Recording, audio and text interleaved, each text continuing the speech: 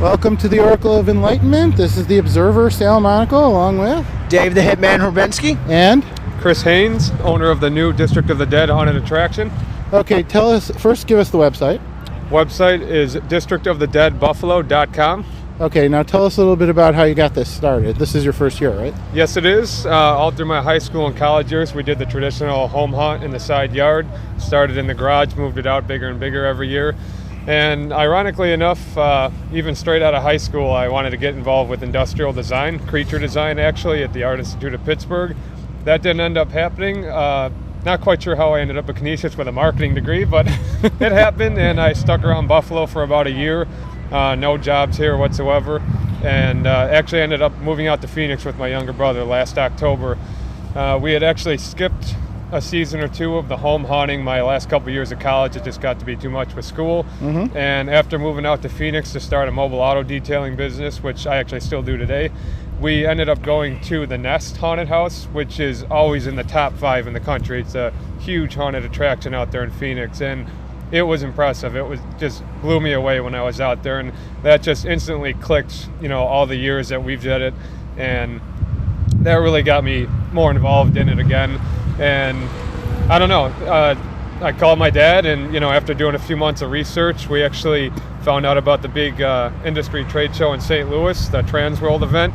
We met each other there, and the rest is history. We crammed a lot of time, work, and investment in the last few months to get this thing off the ground this season in Buffalo. You started in August?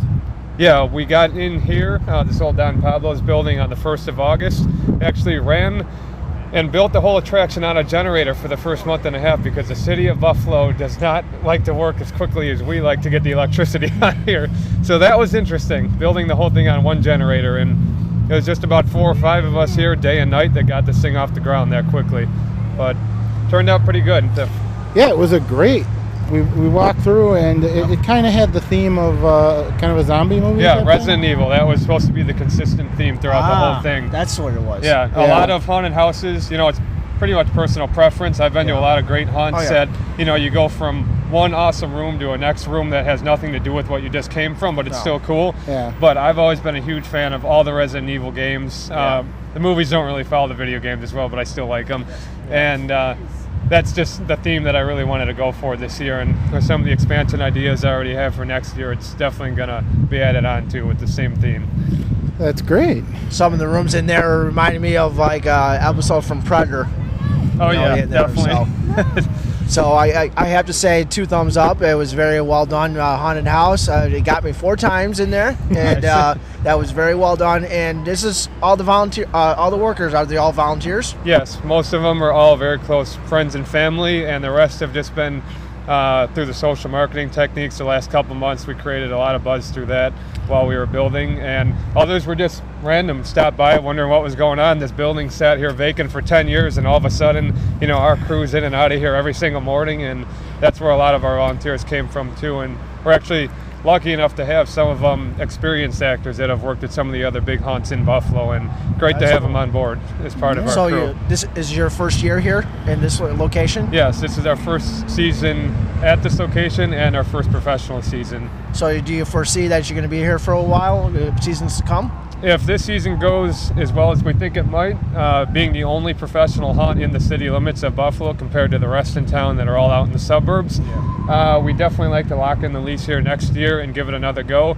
And, I do still live in Phoenix. I do the detailing thing out there. I'm not a winter person at all, so it's kind of undetermined whether I want to get a season or 2 under my belt here before I start to, move it all out to Phoenix. It's a much bigger market out there, and although there is only one major haunt, I don't have the same, friends and family to help get it started out there as quickly as we did back here in my hometown. Yeah, that's always helpful to have a lot of people behind you to put things together. Yeah, especially something as big as this. I mean, I'm a one-man operation with the auto detailing I do it right out of my truck, so a little different little different tackle here with my dad. And the volunteers I saw in there, great makeup jobs. I give you 2 thumbs up on Oh, that. absolutely. It was Especially impressive. the ones that were completely covered in blood. Yeah. Oh, definitely. Oh yeah, it made it so realistic in there. It's like you're stepping in a time warp in a movie.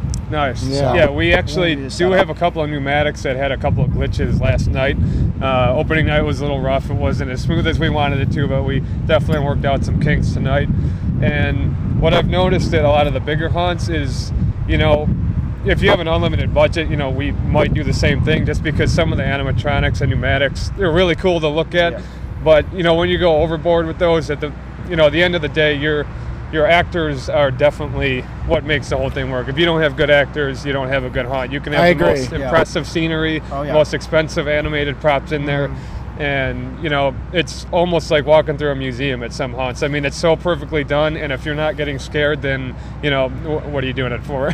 Exactly. It's entertainment. And this haunted house just reminded me of a family-friendly, haunted house where young and old would appreciate it. Yeah, definitely. I guess But it's still scary. And it's still scary, yes. Yeah. Yeah, it's one advantage we do have at a smaller location and a smaller hunt to begin with. But, I'm not even sure if I'd want to get as big as some of the other hunts. I'd probably change this up every couple of years and eventually just change the theme altogether. And, keep it, it is family friendly. I mean, a Yeah. lot of the bigger hunts, some of them had. Very gory and Yeah. yeah. Yeah, I mean, Sometimes I think they go over a little bit over too much. in Yeah, some of them. exactly. Because you want to scare people, but you don't want to gross them out either. Yeah. It's Yeah. the same process. Now, you had a computer at the end there. It was taking pictures of the people while they were walking through? Yeah, there is one scare point about halfway through the attraction that there's an infrared trigger that actually triggers the camera and the flash. And this guy right down the street, Mixed Media, does awesome work, everything from graphic design, websites. I think he got his start in professional photography before he, tinkered around with the other avenues. But he was one of the media guys that stopped in about the second week of building, and we came up with that idea ourselves. I've never seen a haunted house do something like that. Where it's I've like never been through something Yeah. like that. No. it's like getting off a roller coaster Yeah. ride. You get to see all the Right. screens at the Yeah. end, and you get to laugh at your friends and yourself. Oh, yeah. So Exactly. I think it's a cool You add-on. know to what? the You're whole the attraction. first haunted house in this area that's done that. Yeah, exactly. I've never seen any of the other ones do that. Right. Yeah, so yeah, we're definitely working with him. John Miggs is a great guy, so I'm hoping he makes out as good as he thinks he does because he's done a lot of the work. All the main events around Western New York, the Wing Fest, and you Yeah. name it. Yeah.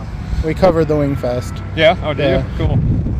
Okay, well, thank you very much for granting us this interview. We're actually standing outside, folks, because it was very loud inside the haunted house. Yep, and it's about 30 degrees outside right now. Yeah, so we're going to wind it up. So thank you very much. Yeah, thank you guys for stopping by. And Much give us the appreciated. website again, please. DistrictOfTheDeadBuffalo.com. Okay. Thanks, Chris. Thank you guys.